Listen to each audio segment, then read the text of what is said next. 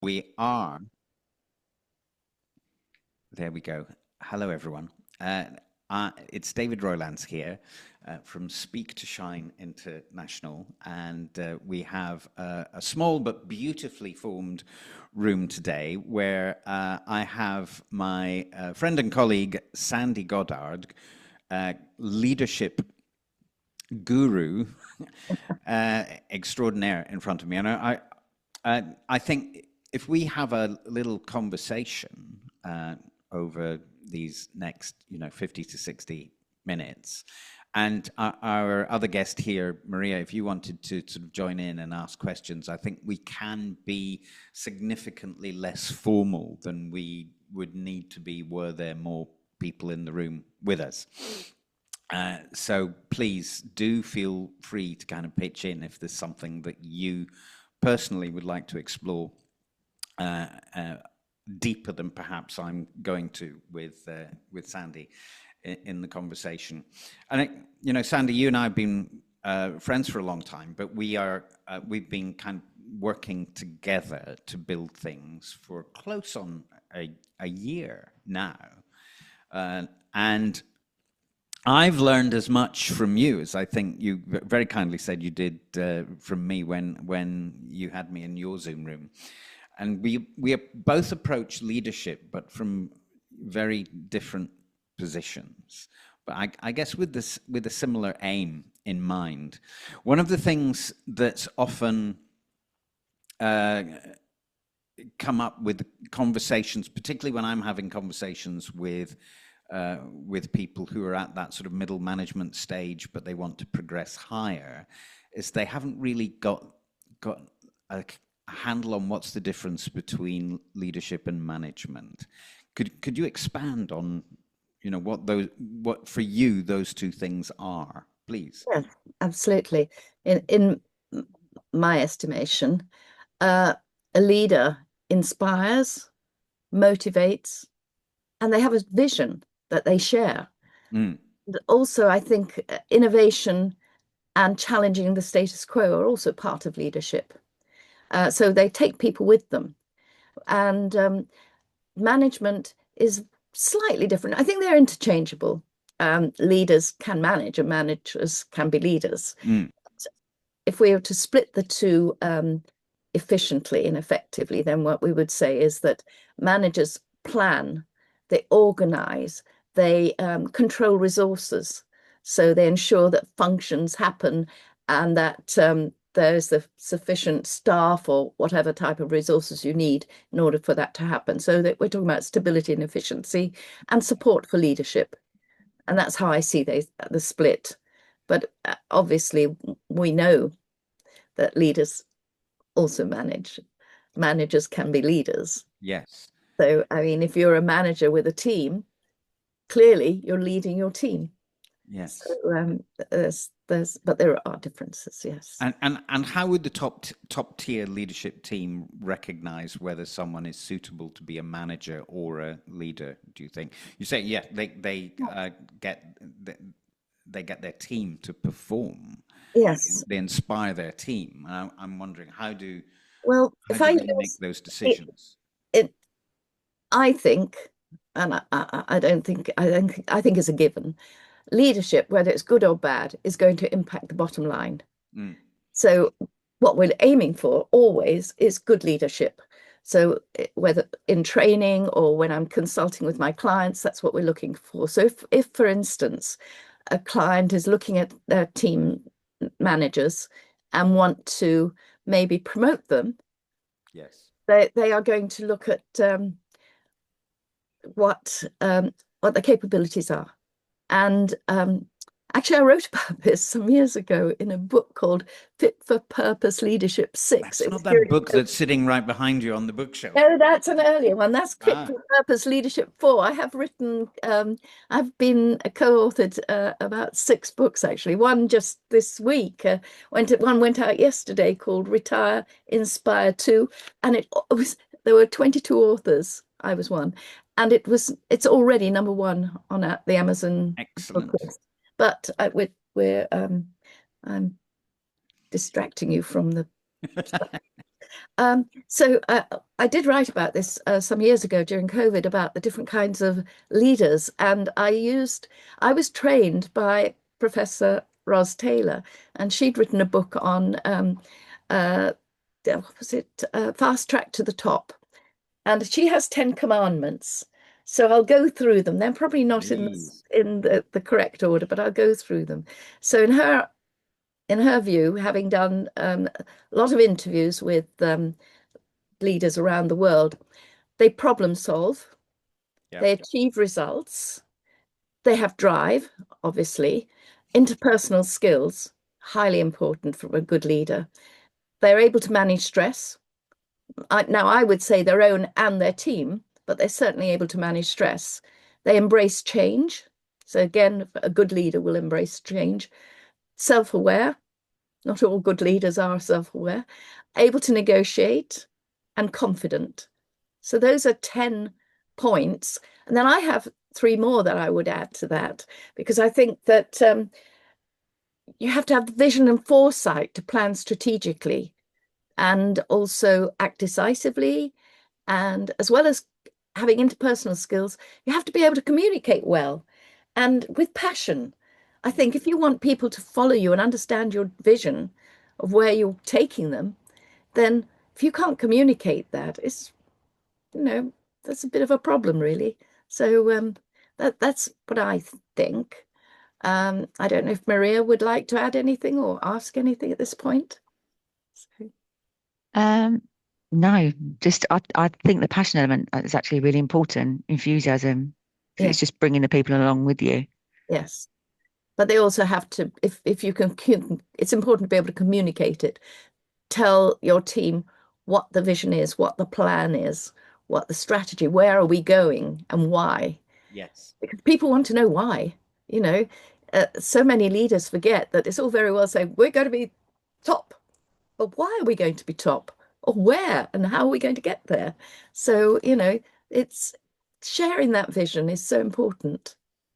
Yes, I often, when I'm working with my clients, talk about the difference between being strategic and operational. Yes. And most of my clients, when I meet them, are at the very top end of operational. Mm. But if you like, the glass ceiling that they haven't yet smashed through is the one to being perceived as being someone strategic. Yes. Yes. And also, if we're talking about, I mean, if you think about it, over 90% of businesses in this country are small businesses, and that's any business with under 200 people is considered to be a small business. Yes. And so often, the leaders have started those businesses, and they work in the business, and it's hard for them to then move away from that operational that involvement Yeah. and be more strategic. It's really hard, especially if you see people doing things that aren't quite the way you want them done, Yes. and you want to jump back in and do it.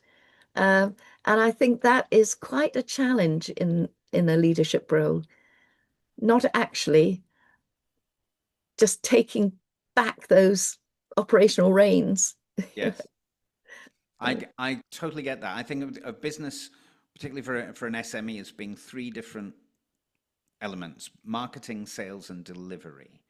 And the trap for the business owner is getting stuck in delivery Mm, mm, and not believing that anyone else can do mm, as good a job as they would. I've fallen victim to it myself in the growth of my own business, to understand that actually I need to let go because I'm more valuable in the two other areas than to the growth of the business than I would be in delivery. Because when you're delivering all the time, you cannot grow mm. your business at all. Yeah. And I've lost my train of thought. There was something there that I was going to add. So it's that's what I was going to add. It's so hard to let people make mistakes. Yes. As a leader, you have to allow your team to grow and learn and to make their own mistakes and hope that you know, when you review, they will understand where the mistakes were and that they learn from them. But it is really difficult, especially if you're a small company and your profits depend on getting things right. You know, but it's the only way you grow, I'm afraid. So, Yeah. you know, ensuring that the training is good, well, better than good, brilliant, so that they learn quicker and well. So, Do you think culturally we're a mistake phobic culture? probably, yeah. I haven't actually given that a great deal of thought. Expand on that. I'm just wondering if that sort of fear of making mistakes or not wanting to let other people make mistakes in your firm comes from the education and our education system that we have in this country. Could do that idea of perfectionism. Yeah. So Yes. yeah, I When could. Whereas I mean I'm one of those victims. I keep on and on at something until it's perfect, when it'll never be. That perfection doesn't exist. yes. Yeah.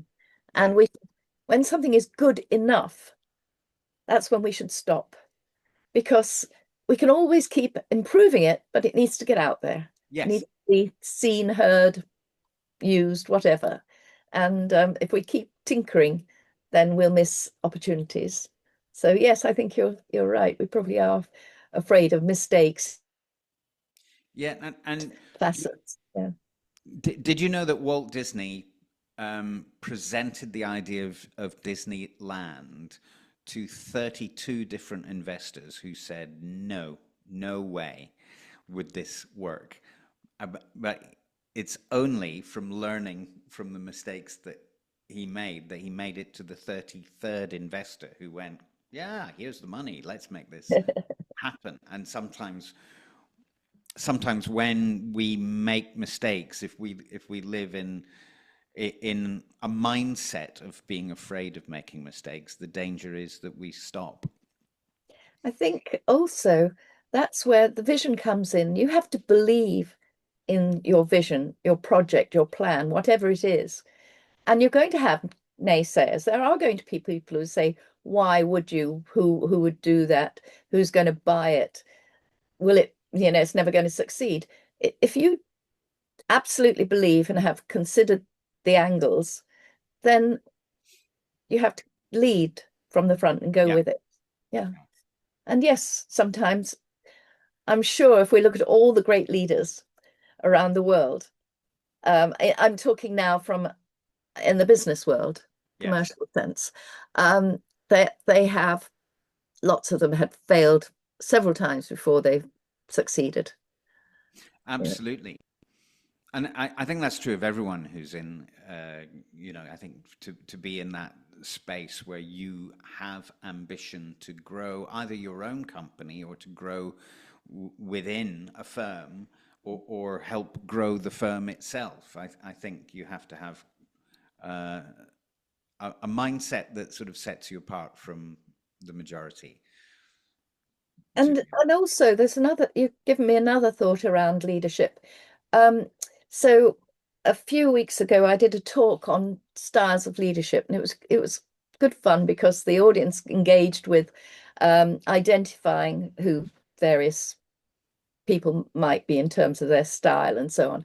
And I realized that there are, you can join different types of leaders together to for success. So, for instance, you might have someone who's quite a relaxed, laissez-faire type of leader, but great with interpersonal skills, great networker.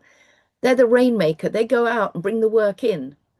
They yes. don't then ensure that it gets done.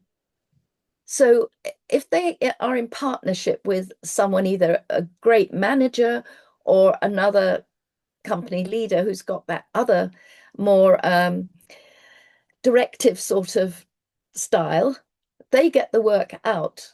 So between them, they can be Mm, a force to be reckoned with. And there's another, I'm thinking of another company that I know where, and it's a husband and wife team, where he's got the vision, the blue sky thinking. He's great at sales, and he's far better out there winning the business, encouraging the sales team, going out and bringing stuff in. And he's adored by the whole team. But when it comes to managing the finance, the HR, anything like that, it's not really his beef. He doesn't really want to do that. But his wife, the FD, is great at seeing that detail. So between them, they are really, really successful. So, if you are a leader who has certain strengths and feel you need others to, add to that, make you something like a superstar, then you might have managers within your team who have those skills that are going to support you and enhance you. And so I don't think leaders need to be solo.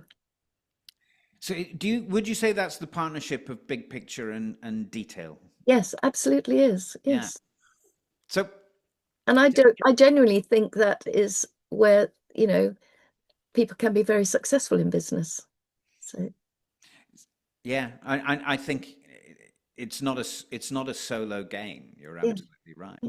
And you need some kind of advocacy as well. If you're within a firm and you want to grow and be at the higher end of leadership within that firm, you will need people who've got other skills to help you get there.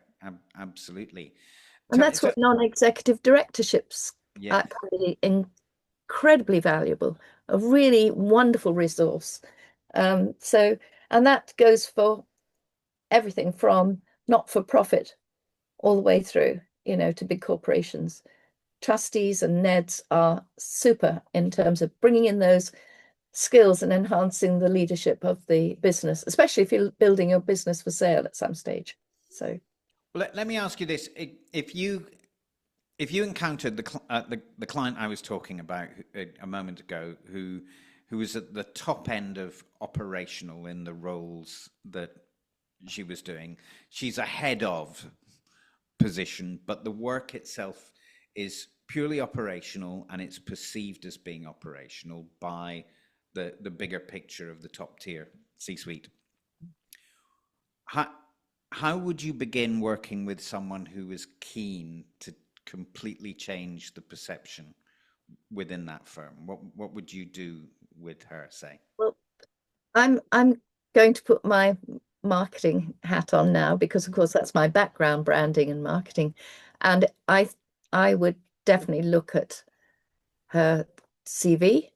I'd ask her to look at her CV with a view to all her successes, and then start networking and building her profile within her organization, but also without the organization, so that she is just seen as a huge value to the business. Yes. The trouble is, so often we're seen as you're really good in that role, so we don't want to lose you. Yes, totally. But what can happen is that eventually that department leader becomes so fed up, they will come to someone like me and say, I have to leave. I can't bear it anymore. I've got to leave. Sandi, can you help me? I want a new role. I want to be up there, say maybe 2 notches up. So maybe at board level. So forget that I'm a director. I don't want to be a VP. I want to be at the board level. And I'm not going to get it here because no one believes I can do it, or the environment's wrong, or there's it's dead men's shoes or dead women's shoes. And they come to me or someone like me, and we work with them to help them to raise their profile, and they go and find a job somewhere else. They network internally, they grow their profile internally, learn as much as they can while they're doing it, because it might take 6 months, 9 months to get that perfect job. What a waste to a business. Yes. You know, what a waste after all those years of working with someone and not seeing their true value. You know, so then they go on and lead somewhere else, and it's great for my client, great for me, but such a shame for Yes. business, you know. So I understand. Yeah, and sometimes the clients we're working with will never be recognized yes, for the yeah, potential that they possess. And I think for both of us, we found that they found the perfect place for them to be where they are recognized through developing that kind of network. And so networking is hugely important in terms of leadership, isn't it? I think so. I think so. Can you The tell us a little bit more about that? about networking Yeah. Well, from a leadership from perspective. a leadership perspective. Well, again, it depends. No, it doesn't. I was going to say it depends on the type of leader you are, but it actually shouldn't, because to be a leader, you have to be seen as a leader.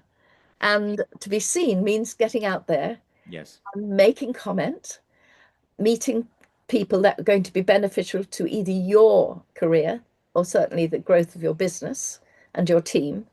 And also, your team need to understand the value of networking, because I believe that it's always actions that indicate the person and their style. It doesn't matter what they say, it's how they behave. Yeah. And if your leader talks about networking but doesn't do it, it's very hard to motivate the team to do it. So if you go out there and are seen to network, to meet people, to put together useful groups, have a black book that you can call upon. It doesn't have to be all you. It's, are these people going to be of value to my company? But also, how can we be of value to them? And growing that. And it starts at school, at university. You know, the best connected people are still, oh gosh, years and years ago, I interviewed a whole range of really well-known leaders about networking. And one of them said to me, and I thought this was really valuable, always be nice to people on the way up. Yeah. Never know if you're going to need them on the way down. And he said, you just never have enough contacts. Yes. And he I- was leading a international corporation. And he said he's got friends from university days. And that's what they are, friends, yeah. who you trust and believe in. And I think in leadership, trust is a huge Huge. importance. If your team have to trust you, your clients have to trust you, you know, people around you, if you're not trusted, if you're erratic, as some leaders at the moment are, Mm. it's hard then for your allies to trust you. And If to you, stand with you, I guess, if yes, they, yeah. yes, yeah. So, and also I think the generations that are coming up need to be able to trust. Social media has really skewed our ideas of who to trust, what to believe. And I think if a leader can really show trust, that's going to be of great value to them and to their teams. Can you tell us more about that? How has social media skewed the trust, do you think? Well, it's not that difficult, actually. Where do most people go for their news these days? Yes.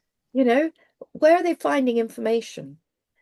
And then it's all online, and it's social media, it plays a great part in that.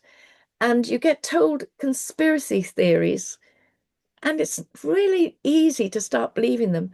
I mean, I read a number of well-known journals online, as well as I get my news from the BBC and a couple of other organizations as well. But I have to be open to the fact that I'm biased because I have a certain leaning. Yes. How much of that is true? How much of what I'm being fed is true? And I should be questioning all the time how much harder it is if you're not getting your information from those sources. Well, I learnt last week that apparently between 30 and 40% of the people in this world have no internal monologue. Oh gosh, you have to be able to question and talk to yourself. Yes, yeah. Maybe those chimps on your shoulder are a necessity after all. I think they are. In many ways, I think if you embrace kind of imposter syndrome, not as a critic, but if you can train that part of you, that voice, the monkeys as you call them, to show you what is real and not what you fear. But I particularly think that if you have no inner monologue, if you just feel rather than think, as a number of people are very proud in saying on social media that they have no internal monologue, I think those people, and if we think that the under 30s in particular gain all of their information from TikTok and Instagram. So the old institutions of media have virtually no place in their minds. They're not checking in with any newspapers. They're not checking in with the BBC. They're not checking in with ITV, Sky, any of what we now call the old media. They're all fixated on TikTok and spending a lot of time on TikTok as well. That actually, unless you develop that critical thinking, the voice in your head that asks you, is this true? I think then that's you're where particularly vulnerable. I think that's where leaders have to be communicative. They have to be able to talk to their teams, understand what their teams are thinking, and be able to. I think an open door policy is really, really important, to be able to have the door open. So if people have got concerns, worries, they can come in and talk to their boss and explain, I've read this on TikTok. Is it true, do you think? Is it going to affect my work? Is it going to affect my life? If you're able to speak with your teams about issues that bother them, I would think that would be really Yes. helpful and useful. Yes. But it's finding time. And then it's making time for some of these important things. I think leaders, that's another thing about leadership. You make time. Yes. You have the strategy in place so that it allows you to communicate well with your teams. So taking us back to that list. Yes. Well, let me ask you this, because I feel I am skirting around this. Can you share with us how many different styles of leadership there are and what they are? And from you presented about this recently, so tell us what you. Okay, I will tell you. So we have autocratic. So if you think about nations around the world that are autocracies, I would suggest China and Russia are the two obvious ones that stand out. They may not say so, but they're leaders. That's the leadership style. Laissez-faire, possibly Boris Johnson. But narcissistic, well, I think the leader of the USA, possibly, Authoritative. Now, authoritative is a bit different to autocratic because it's more directional and decisive. So putting your people first. So during COVID or during national disasters, you will get leaders coming forward who are authoritative. They take control and they get on with the job in hand. And we need people like that. Maybe Winston Churchill could be considered authoritative. So they're thinking of the good of all. Then you have the visionary. Yes. So transformational leaders who have a plan and go for it. So maybe Richard Branson, Bill Gates, people like that. Transactionary. I suppose if we talk about Donald Trump, he would probably consider himself a transactionary leader. But that's and other styles that we can think about. And visionary leaders, I don't recall the name of the man who set up Patagonia, but it's a outdoor clothing brand, and he is completely and utterly focused on the environment. So he has made sure that the shares of the business go towards funding environmental issues, and very much like Bill Gates as a family foundation. Yeah.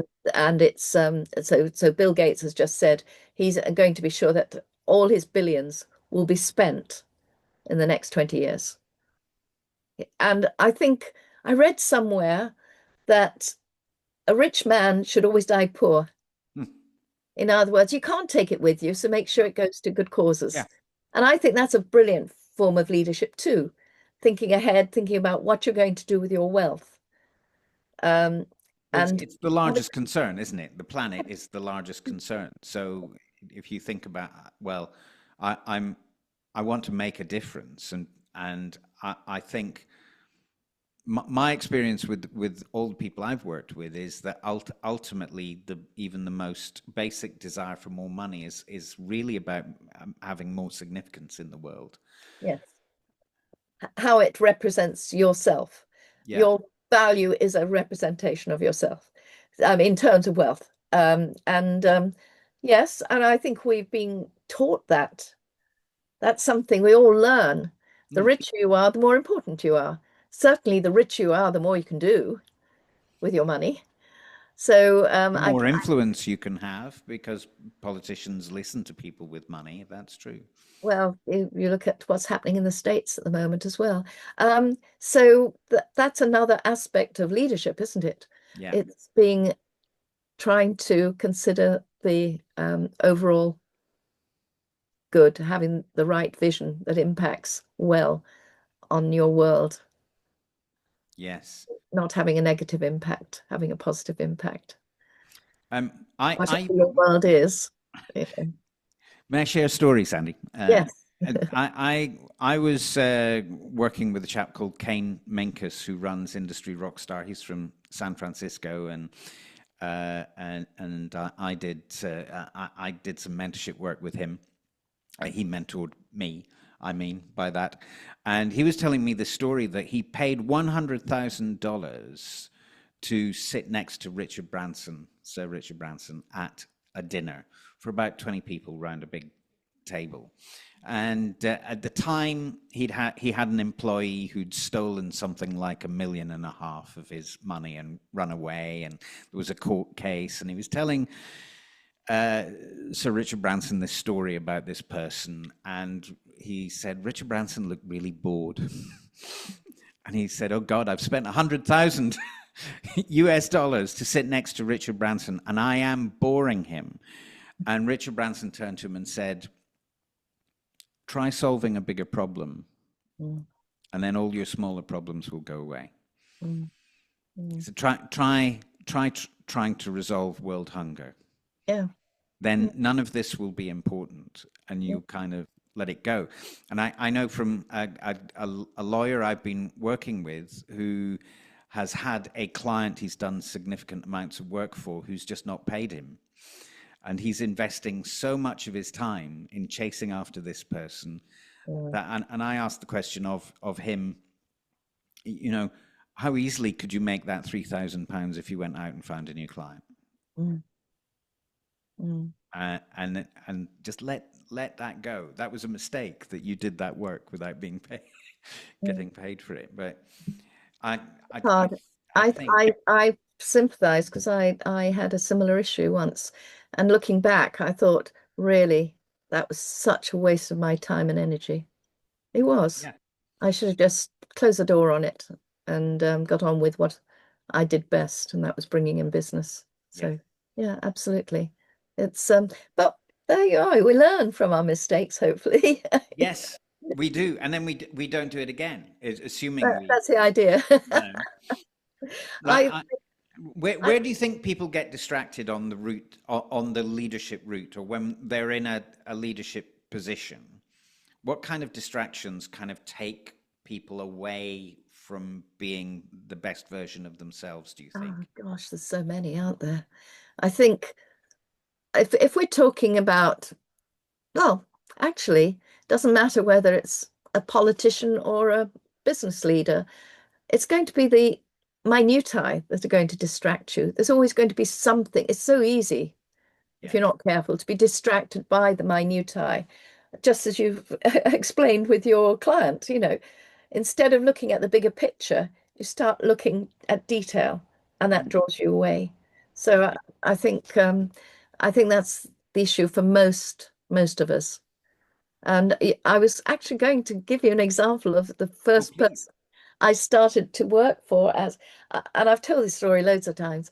I mean, my client base used to be about 20 years ago, my client base was all corporates. I worked for global clients in travel and leisure, finance, and so on. And someone asked me to go and see a company down in Wiltshire, a commercial laundry. And I was driving down there thinking, oh, I don't know anything about commercial laundry. Why am I coming down here? Anyway, the owner was, oh, he's amazing man. And I suddenly realized how valuable our entrepreneurs, our owner managers are in this country. And I was so focused on these global clients, I hadn't seen just what amazing people there are running businesses in this country. And he had 200 staff. He knew how to use every piece of equipment in his company. So if there was a problem, he would be down, say someone was sick and one of the machines wasn't being managed, he'd be able to go down there and run it. And that, now I know I'm saying leaders shouldn't be distracted, etc., but equally, you want your delivery at 6 o'clock in the morning in London with the fine dining corporate clients.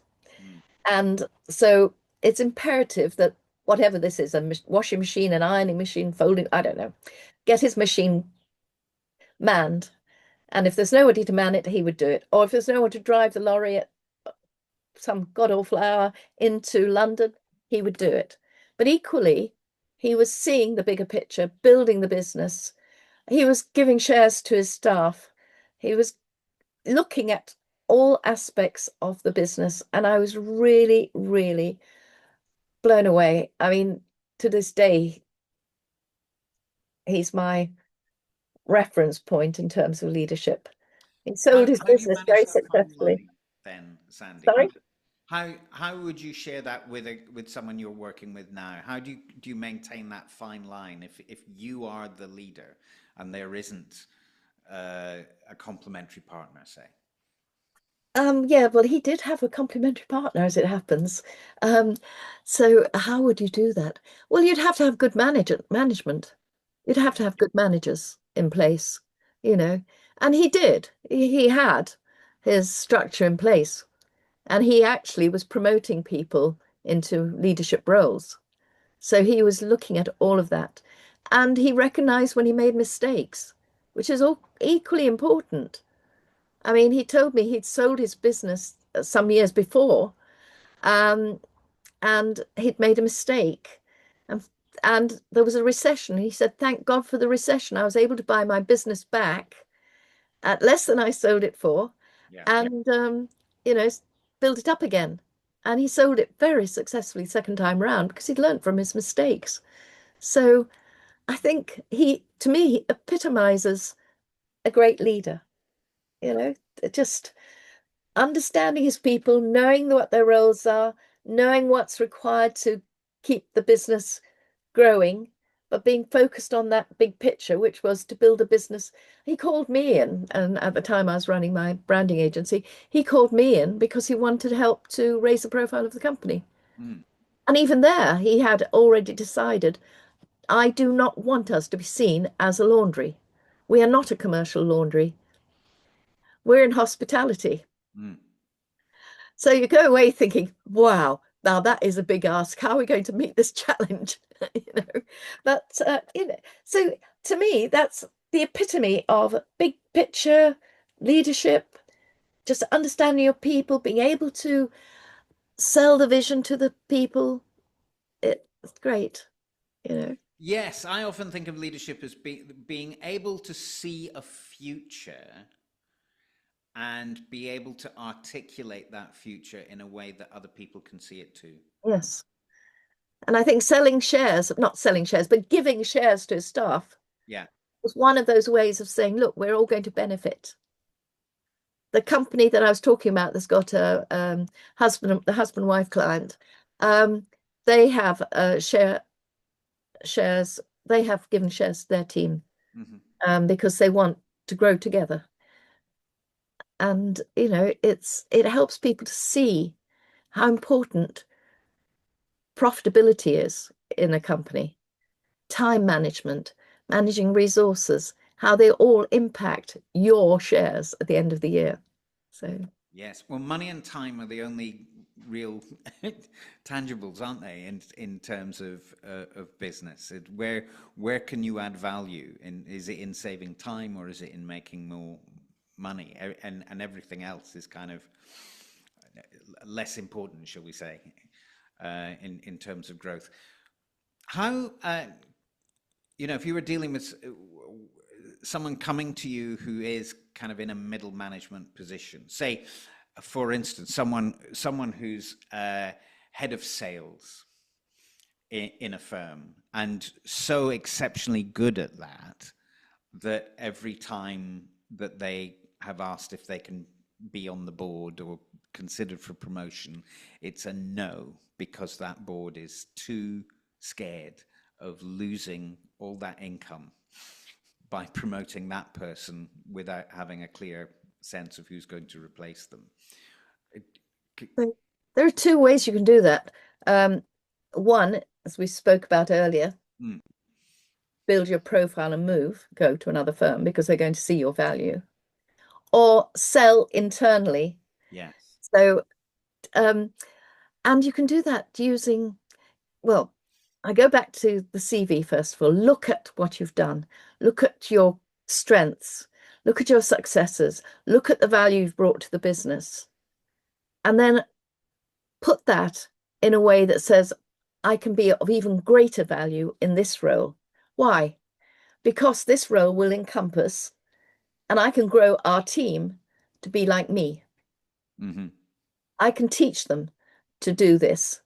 They will understand how their success will be, it'll be more income for a start. They'll earn more, but also it'll work up and be of value to the company. To me, it's bloody obvious, but you know, but you're selling. It's succession planning, isn't it? It is absolutely, and it's in. We all have it. It's our own. Sorry, I can't think of the word that I want to use, but it's up to each of us to sell ourselves. And if we want a better role, if we want a promotion, we really do need to strip ourselves down and look at our strengths and weaknesses, and then sell our strengths to the board. But more than that, it's the what's in it for me. What's in it for the board? What's in it for the company? And when you're looking at board roles, you're not looking at, oh, well, I'm great at time management.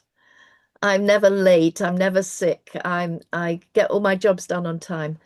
That's taken for granted. When you're going for those bigger roles, you have to show your benefit to the business in terms of basically profitability. What's your worth? Yes. You are worth more at this level than you are at this level. Explain it. Yes. It's interesting, isn't it, that my children taught me this new idea when I was on holiday with them last week. My daughter said to me, "Oh God, you've got main character syndrome," and my response to that is, everyone should have main character syndrome because it's your life. Yeah. You know, and if you don't take care of your own value, I think often about your metaphor about the train that you've told Don't know me. where you're going. How can you get there? Yes. Absolutely. Yes. Uh, Well, that's a skill as well in terms of growing yourself as a leader. yeah. Sorry, I interrupted you, David. Go on. No, not at all. It's exactly my point. Really, it's your responsibility to yourself Mhm. to do something that provides more value in the world in which you inhabit. And also, if the thought of doing that fills you with dread, then perhaps you're in the wrong place. Yes, and not everybody's a manager. Yeah. Well, my one of my clients promoted someone from a sub manager role to a supervisory role, which meant they had more authority. And they did it for about a year and hated it because they wanted to be one of the team. They really didn't like being in that different role. They didn't like being different. And unfortunately, one of the things about leadership is that you actually step away from the chummy, we're all mates together. Yes. You have to, Yes. because you're now leading and you have to be responsible and you have to take responsibility for things that go wrong. Yeah. You have to be responsible for everyone's success. And it's hard. And it's hard standing alone. Yes. And sometimes you have to love people enough to risk them not liking you, Yeah. Yeah. to tell them what they need to hear, whether they like it or not. I suppose in a Absolutely. way that's one of the biggest points of leadership, isn't it? The fact that you are usually on your own, Yes. that you have to tell people when things go wrong. You have to make those decisions for um, reducing staff. The hard choices have to be made by you. You know, when we're facing a recession, we have to make those economic calls that are going to impact on the life of the people who work with us. And it's not nice. Sometimes it has to be done. Yeah. And if you can't cut it, then maybe you shouldn't be doing it. So, yeah. Interesting. Maria, can I bring you in at this stage? Because thank you, Sandy. This has been fascinating and edifying to be able to talk to you today like this. Maria, can I ask you what resonates for you most in the conversation that Sandy and I have been having? I think you kind of nailed it on the head as well when you said about being main character. I think sometimes, with my team, I'm always telling them about they need to shout about their wins and they need to promote their own self-worth. And sometimes as a leader, you're trying to bring that to your team, but you're not actually thinking, am I promoting myself enough? Am I putting myself forward as a leader? Yeah. To everyone else. And again, for your team, that's fine. But when you want to reach that next level, you do need to think about it strategically and promote yourself. And I'm probably not promoting myself enough at the moment. So again, the networking aspect is really important to sort of get myself out there a little bit more. And sometimes, like Sandy said, if it's not at the current firm that you're at and they're not seeing your worth, then sometimes it is time to move on, isn't it? Where someone else is going to see that. Yes, Yeah. but that's the network within the firm because even if your long-term goal might be to move on somewhere else, which I'm not saying it is, but I'm just talking generally, you still should be networking within the firm because they are going to be your advocates Mm. for they're going to be talking about your worth. They're going to be talking about how good you are, and other people will hear that. So even if they still don't promote you, you're still getting that um, PR, that Yeah, profile. raising the profile. Yeah. Absolutely. Yeah. I often think one of the things that I often ask clients to do is to go around the place they work and asking people to tell them what value or values do you think I inhabit in the role that I'm in.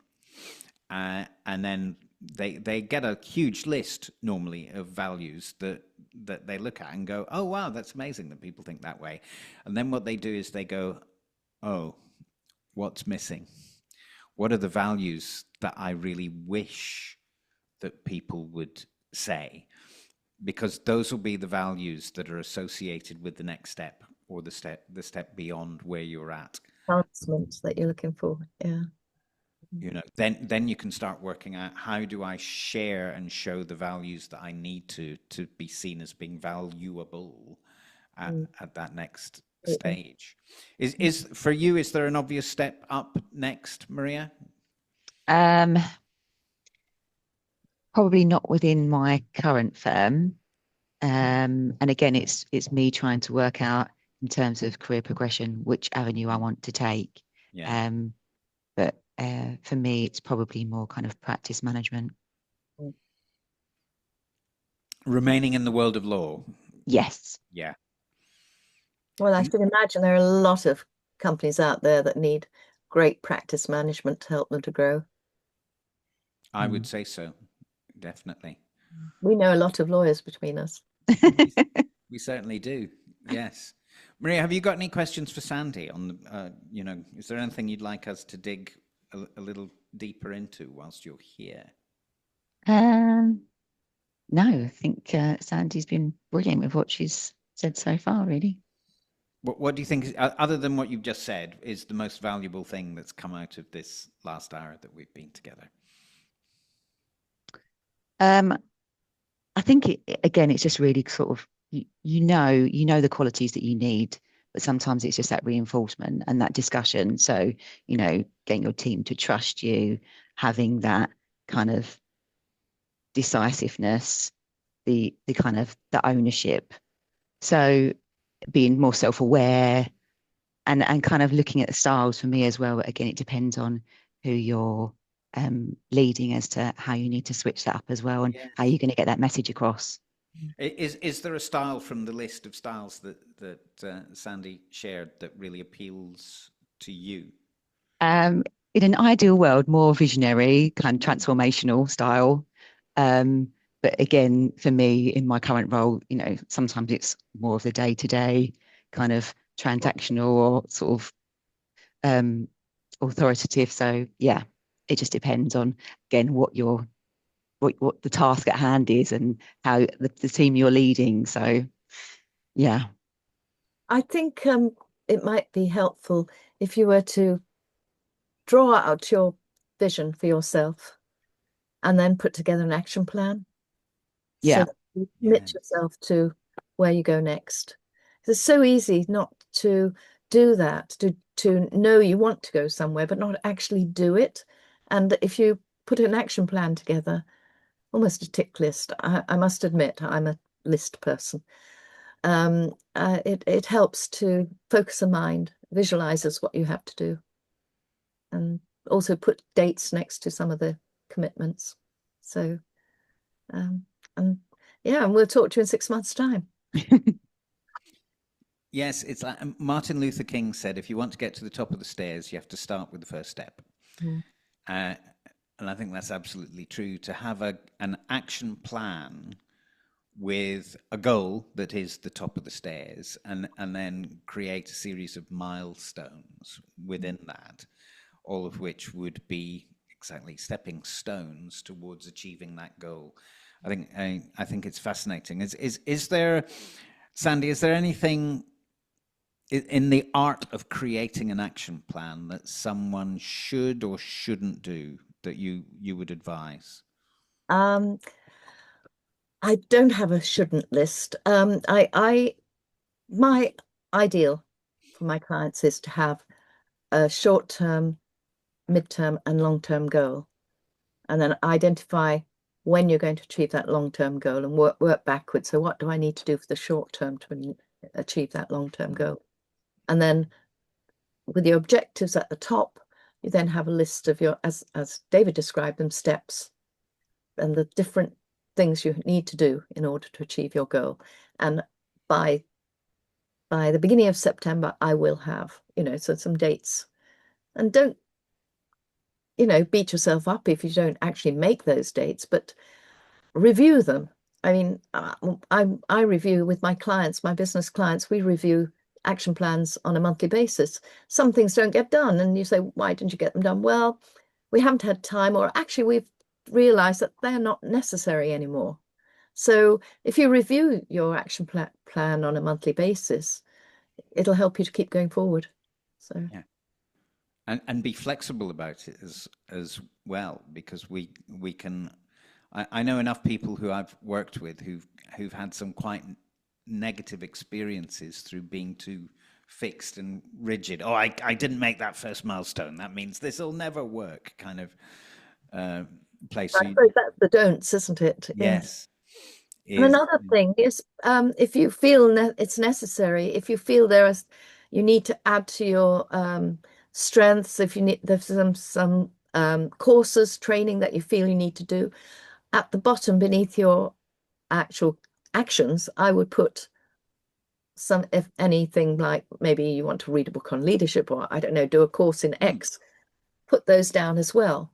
There's loads of online webinars and courses that you can take an hour or two out to watch, or books you can read that might be useful.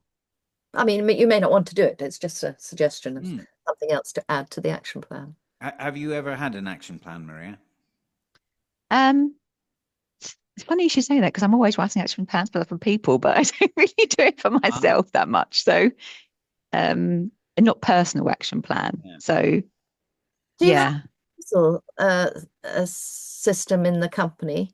Sorry?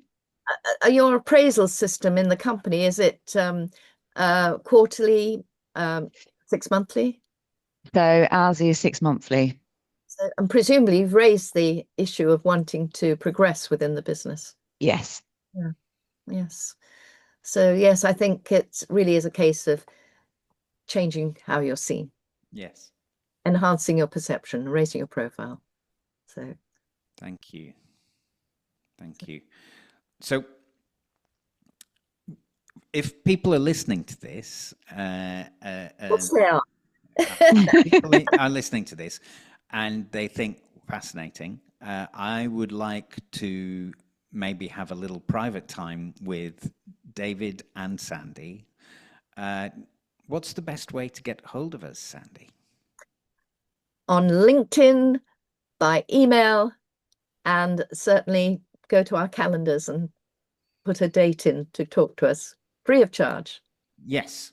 So we will very happily gift, as a sort of pay it forward mechanism, half an hour in a Zoom room with the two of us, in order to create the very least the basics of that action plan for you. And at the end of that half hour, we will ask the question, do you want to talk about working together properly in order to achieve a goal? And you might say yes, and you might say no, and either will be absolutely fine. But if you're listening to this or watching this and you would like to move forward with that, then we will make sure that our Zoom rooms are linked underneath the video. So just as they say, click below and book some complimentary time with both of us in a Zoom room, please. If you're not ready for that, Sandi, you've co-written several books. What's your latest book? Remind us and let our audience know where they can find it.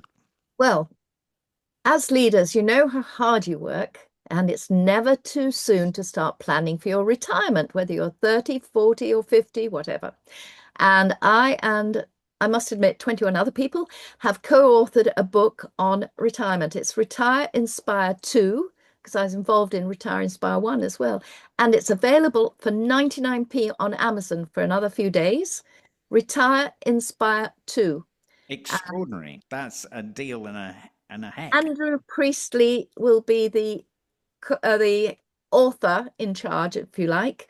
He is the publisher as well. You'll find the book on Amazon, 99p for the ebook. And please, after a couple of reads, give us a nice review. Thank you. Thank you. Good. Excellent. And of course, if you're at all interested in the book that I authored, which is called Be Seen, Be Heard, Get Paid What You Are Worth, If you'd like to be paid what you are worth, you'll find that on Amazon. It's a little bit more than 99 pence. It's But it's a hardback. What do you expect? we're selling it there at $9.99. Yes, and if you enjoy it, I would also welcome a nice review on the Amazon sites that we have there. Thank you for listening. Thank you for watching. Thank you for staying with us through this hour. It's been a great pleasure to spend time exploring your expertise, Sandi, in this room. So thank you for being here today. Thank you, Maria, for joining us live. Thank you. Feel privileged. I've had one-to-one. And our next one is in September. Yeah. When we cover, have we decided? Yes, in September, what we're going to be looking at is difficult conversations. I will be hosting it, and David will be telling us all about how to deal with difficult conversations. So if you'd like to tune in for that, please be with us. Keep an eye and an ear out on that LinkedIn where we'll post the event. So with that, I wish you adieu, and I will say bye-bye. Thank you.